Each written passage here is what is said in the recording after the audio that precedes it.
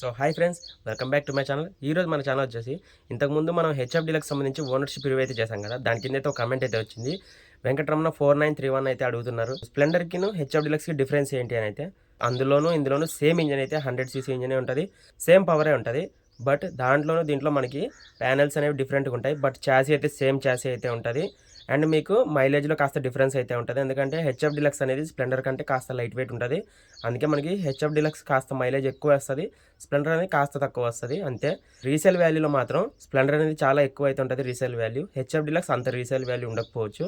స్ప్లెండర్లో మనకి fully digital meter అయితే వస్తుంది. హెచ్ఎఫ్ డీలక్స్లో మాత్రం అనలాగ్ సిస్టమ్ మాత్రమే యూజ్ చేస్తున్నారు ఇప్పటికి కూడా. అండ్ ప్రైస్లో కూడా చాలా వేరియేషన్ అయితే ఉంటుంది. స్ప్లెండర్ ఆన్ రోడ్ ప్రైస్ దగ్గర 1 lakh దగ్గర అయితే ఉంది. బట్ హెచ్ఎఫ్ డీలక్స్ మాత్రం అంత లేదు, దగ్గర 90,000 అవుతుంది. ఒక 10,000 అయితే మీకు డిఫరెన్స్ అయితే తెలుస్తుంది. బట్ మీకు ఒక 10,000 పెద్ద డిఫరెన్స్ కాదనుకుంటే మాత్రం స్ప్లెండర్కి అయితే వెళ్ళిపోండి. అదైతే మీకు బెస్ట్ రీసేల్ వాల్యూ ఉంటుంది, ప్లస్ బైక్ కూడా బాగుంటుంది. అండ్ మీకు స్ప్లెండర్లో బ్యాక్ సైడ్ వచ్చేసరికి 5 స్టెప్ అడ్జస్టబుల్ సస్పెన్షన్ అయితే ఉంటుంది. హెచ్ఎఫ్ డీలక్స్లో మాత్రం 3 స్టెప్ అడ్జస్టబుల్ మాత్రమే ఉంటుంది. ఇది మీరు గుర్తుపెట్టుకోండి. మీకు కూడా ఏదైనా డౌట్స్ ఉంటే ఇలాగే కమెంట్ చేయండి. ఇలాగే చిన్న చిన్న షార్ట్స్ మాదిరి అయితే చేసి పెడతా ఉంటాను. మరిన్ని వీడియోస్ కోసం మన ఛానల్ అయితే సబ్స్క్రైబ్ చేసుకోండి. Thank you.